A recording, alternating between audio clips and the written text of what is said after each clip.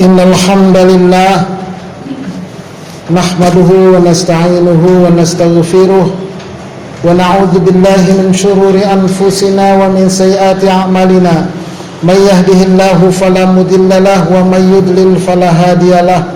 Ashhadu an la ilaha illallah wahdahu la syarika lah wa ashhadu anna Muhammadan abduhu wa rasuluhu la nabiyya ba'dah. Allahumma shalli wa sallim ala hadzal nabil karim nabiyyina Muhammadin wa ala alihi wa sahbihi ajma'in, amma ba'du. Fa ya ibadallah, usikum wa nafsi bitaqwallah, faqad fazal muttaqun. Qala Allah subhanahu wa ta'ala fi muhkami tanzilih, a'udzu billahi minasyaitonir rajim, ya ayyuhalladzina amanu ittaqullaha haqqa tuqatih wa la tamutunna illa wa antum muslimun. Wa qala an-nabiy sallallahu alaihi wasallam, ittaqillaha haitsuma kunta wa atbi'i sayyi'atal hasanata tamhuha wa khaliqin nasa bi khuluqin hasan. Ma'asyiral muslimin, jamaah salat Jumat rahimani wa rahimakumullahu jami'a. Semoga Allah mencurahkan rahmatnya kepada kita semua. Melalui mimbar yang sangat mulia ini, saya selaku khatib tidak bosan-bosannya untuk senantiasa berwasiat bil khusus kepada diri dan keluarga saya, juga kepada jamaah sekalian.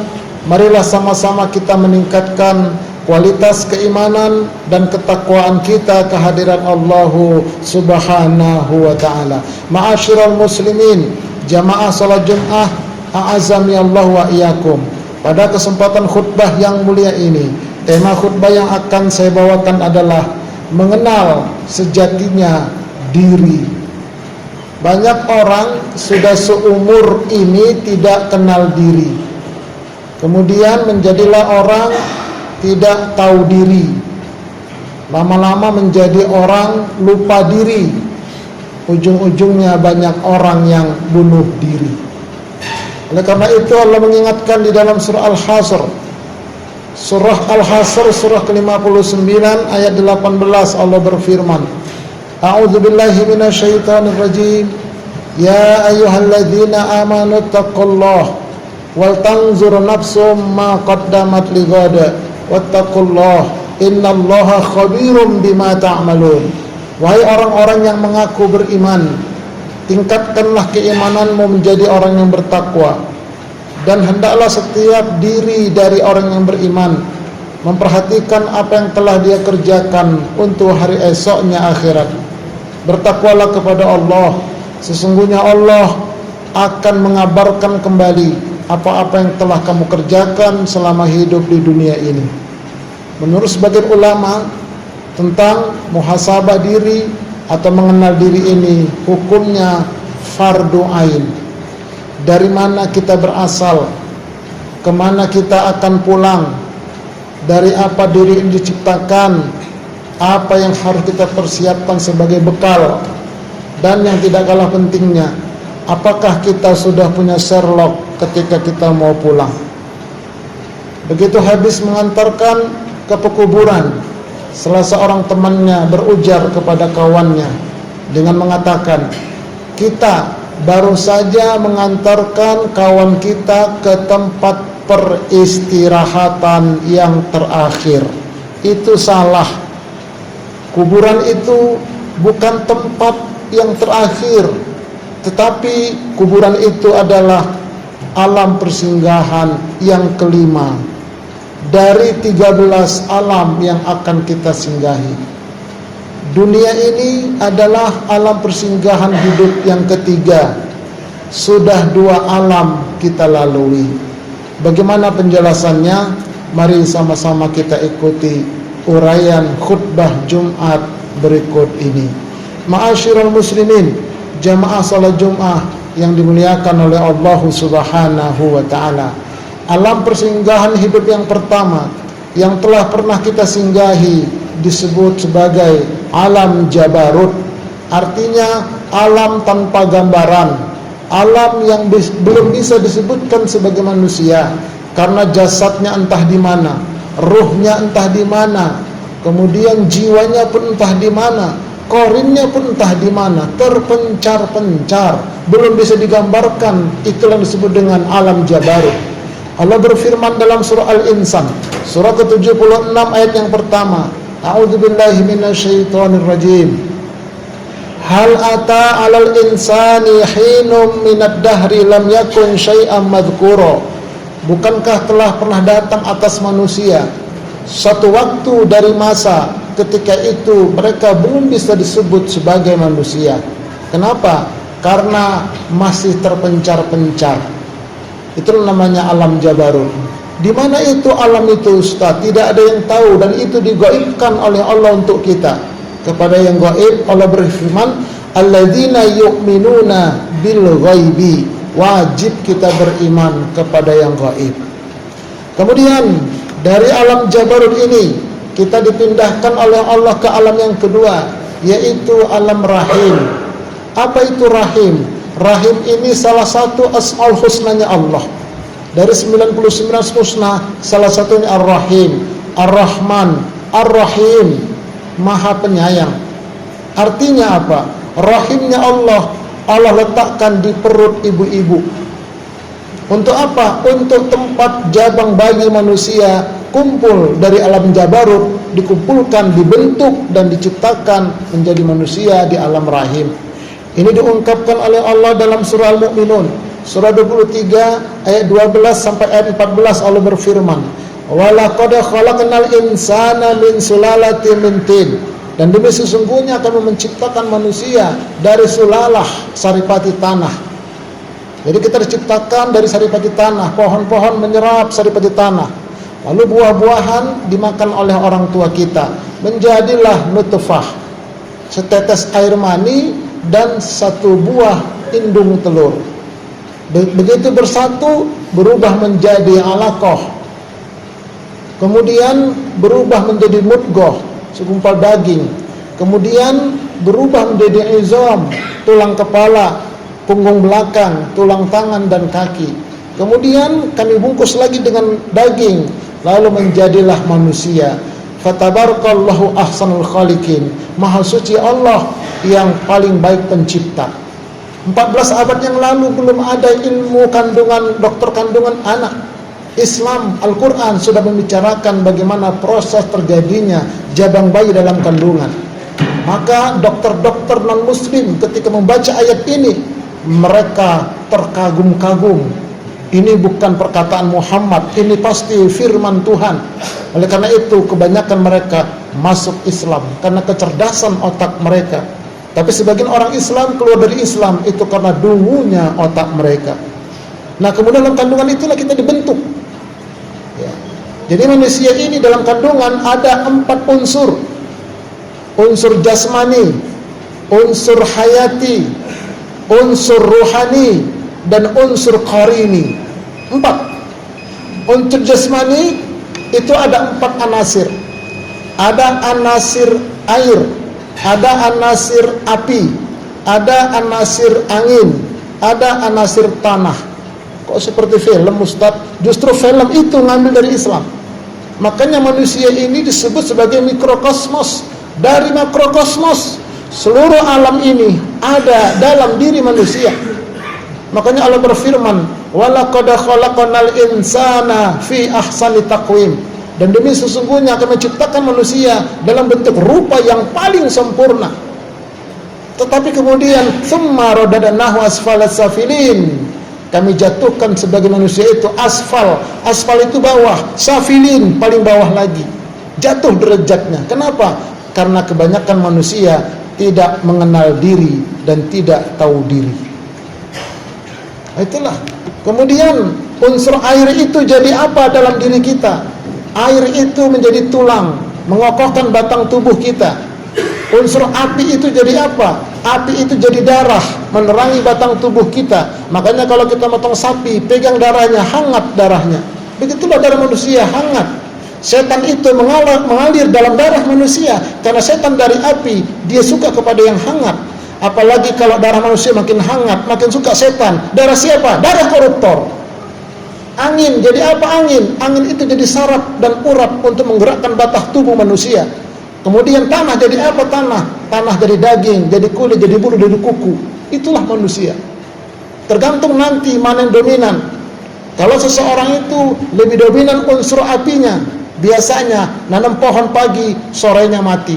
Nggak cocok jadi petani dia. Makanya ada orang usaha ini gagal, itu gagal karena dia tidak tahu apa yang dominasi dalam dirinya. Ini bukan jok kali cok, tapi memang begitu Allah ciptakan kita agar kita mengenali diri kita. Nah kemudian yang kedua adalah hayati. Hayati ini artinya hidup. Salah satu dari 20 sifat Allah, yaitu 7 sifat ma'ani, salah satunya adalah al-hayat, qudrah, iradah, ilmu, hayat. Jadi begitu manusia itu positif hamil, Allah titipkan hayatnya Allah kepada manusia. Nanti saatnya diambil, dititipkan oleh Allah. Hayatnya Allah, maha hidupnya Allah itu Allah titipkan. Nah, menjelang 4 bulan, sebelum 4 bulan, jiwa itu, hayat itu diajak bersahadat dulu di hadapan Allah. Allah berfirman di dalam surah Al-A'raf ayat 172. Apa kata Allah? Wa ashhadahum ala anfusihim. Allah mengambil kesaksian terhadap anfus, jiwa-jiwa mereka. Alastu bi rabbikum? Bukankah aku ini Tuhanmu? Qalu bala syahidna. Maka jiwa-jiwa itu bersaksi, kami betul-betul menjadi saksi engkau adalah Tuhan kami. Jadi setiap manusia dalam kandungan, siapapun bapak ibunya, mau muslim, non muslim, semuanya sudah bersahadat dalam kandungan. Siapa yang bersahadat itulah nafs, itulah jiwa, itulah hayat. Bukan ruh, ruh belum ada. Jadi jiwa itu yang sedang ngomong, itu jiwa itu. Mau ini, mau itu jiwa, itu yang bakal mati nanti. Kullu nafsin, nafs, jiwa, nyawa. Belum ruh, belum. Jadi kalau orang itu umur positif hamil sampai 4 bulan, di bawah 4 bulan mati, maka dia dibungkus, ditanam, karena belum manusia, masih seperti hewan. Tapi kalau 4 bulan ke atas mati dalam kandungan, dimandikan, dikafani, disolatkan, dikuburkan, karena sudah manusia. Nah kemudian ketika persis 4 bulan, disebutkan dalam surah As-Sajdah ayat 9, "Tsumma sawwahu wa nafakha fihi min ruhihi." Kemudian setelah sempurna jabang bayi 4 bulan, Allah tiupkan rohnya ke dalam jabang bayi. Nah, roh itu untuk apa? Menghidupkan akal dan kalbu. Makanya hewan nggak punya ruh.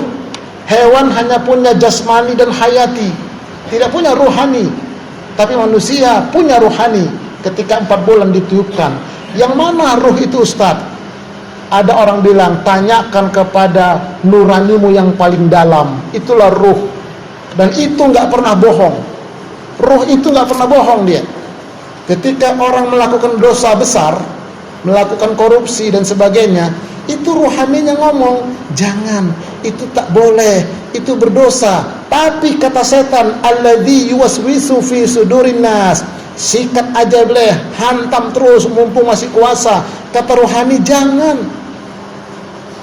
Jadi ruhani, makanya sering-sering silaturahim kepada ruhani.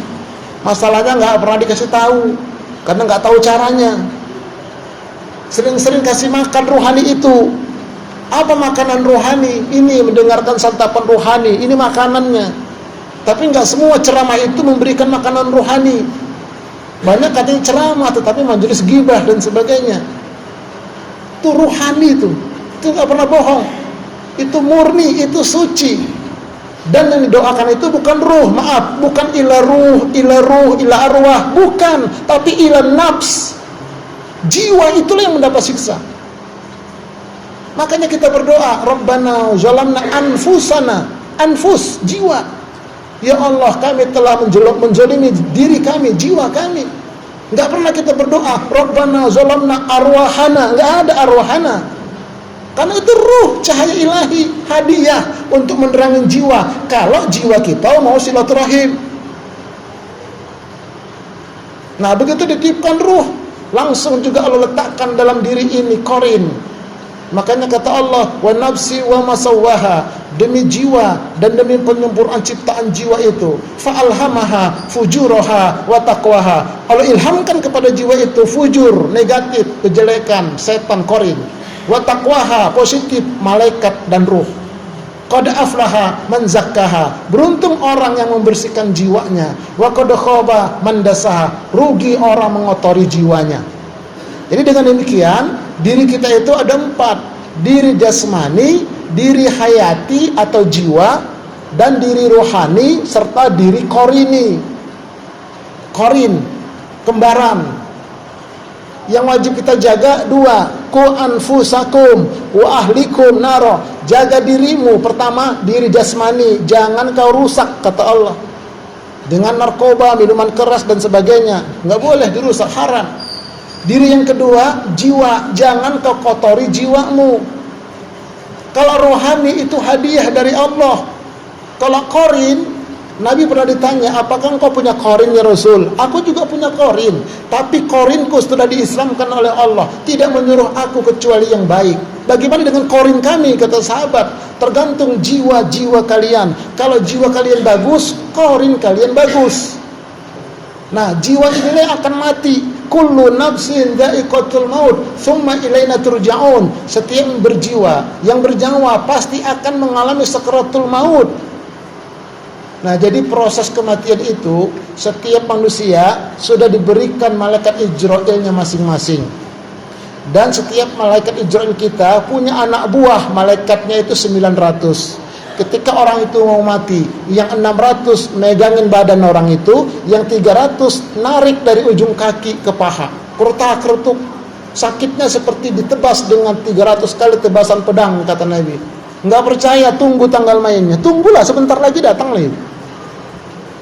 Nah, dari paha gantian lagi ke leher, dari leher ke ubun-ubun, 3 yang ditarik.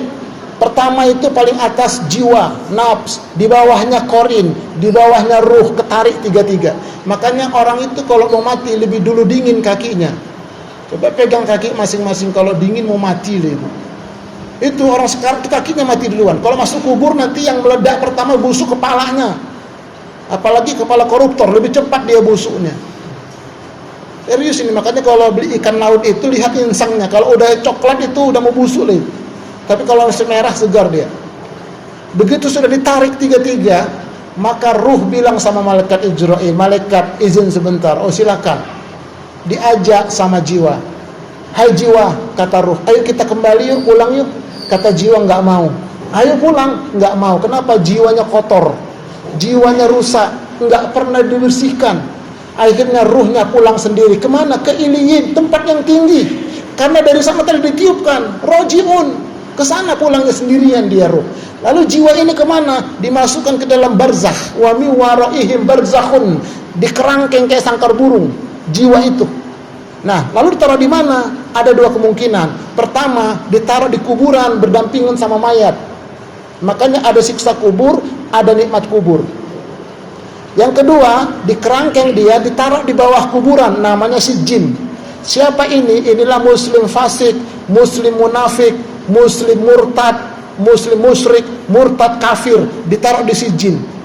Kalau muslim maksiat sama mukmin ditaruh di kuburan. Nah, kemudian jasadnya di kuburan. Lalu korinnya di mana? Korin di atas kuburan. Itu yang gentayangan. Itu bukan arwah. Arwah gentayangan kemarin preman di pos RW-nya kayak botol arwahnya, itu bukan arwahnya, korinnya, hantunya, jin korinnya. Ada orang tabrakan, di situ sering penampakan, itu bukan arwahnya, bukan korinnya. Arwah itu ruh kembali, rojiun, jiwa dikerangkeng, yang gentayangan itu korin, yang kesurupan itu korin. Orang minta ke kuburan sama korin. Jin itu ditangkapin oleh sebagian dukun, jadikan ilmu santet. Harus kenal diri kita, hati-hati. Nah, tapi kalau jiwanya bagus, mutmainnah, ya ayatuhan nafsul mutmainnah, wahai jiwa yang tenang, irji'i ila rabbiki. Yuk kita pulang, ayo. Diajak sama ruh kita pulang. Wisata religi, naik ke atas, ke Iliyin. sekali jalan 1 hari sana 50.000 tahun di sini mendapat nikmat. Sedikit yang ke sana. Siapa yang ke sana? Inilah yang namanya jiwanya itu mutmainnah, radiyah, mardiyah, kamilah, ke sana itu. Tapi yang lain itu ke kuburan atau ke sijjin. Tergantung kita. Makanya kata Allah tadi, qad aflaha man zakkaha, beruntung orang membersihkan jiwanya, wa qad khaba man dassaha, rugi orang mengotori jiwanya. Semua ibadah arahnya kepada jiwa. Salat dapat menenangkan jiwa kalau salatnya dijiwai. Karena salat itu ada salat zahir, ada salat batin. Zahirnya salat tapi batinnya ngayap. Nah, itu nggak bisa itu. Makanya saya bikin pesantren virtual pondok sholat, ngajinya lewat Zoom setiap malam Ahad. Itu free, gratis, untuk memperbaiki sholat kita. Kemudian apalagi puasa, membersihkan jiwa. Infak, zakat, sedekah, mensucikan jiwa. Tausiah, mencerahkan jiwa. Baca Quran, sholawat, doa, menajamkan jiwa. Kurban, membaguskan jiwa. Kalau semua itu dijiwai. Oleh karena itu, ayo, tugas kita cuma sekali. Hidup ini sementara, alam ketiga. Alam pertama, alam jabarut. Alam kedua, alam rahim. Alam ketiga, alam dunia. Alam keempat, pintu gerbang sakaratul maut. Alam kelima, alam kubur dan alam barzah. Ada yang di barzah, ada yang di sijjin, ada yang di iliyin. Terserah kepada kita. Semuanya ini sudah saya sampaikan di channel saya, Ustadz Arifin Purba Official. Semoga bermanfaat untuk kita dan keluarga kita. Barakallahu wa lakum fil Qur'anil azim, wa nafa'ni wa iyyakum bima fihi minal ayati wa dzikril hakim. Aqulu qouli hadza astaghfirullahalazim li wa lakum wa li walidayya wa li walidaykum wa li sa'iril muslimin wal muslimat fastaghfiruhu innahu huwal ghafurur rahim.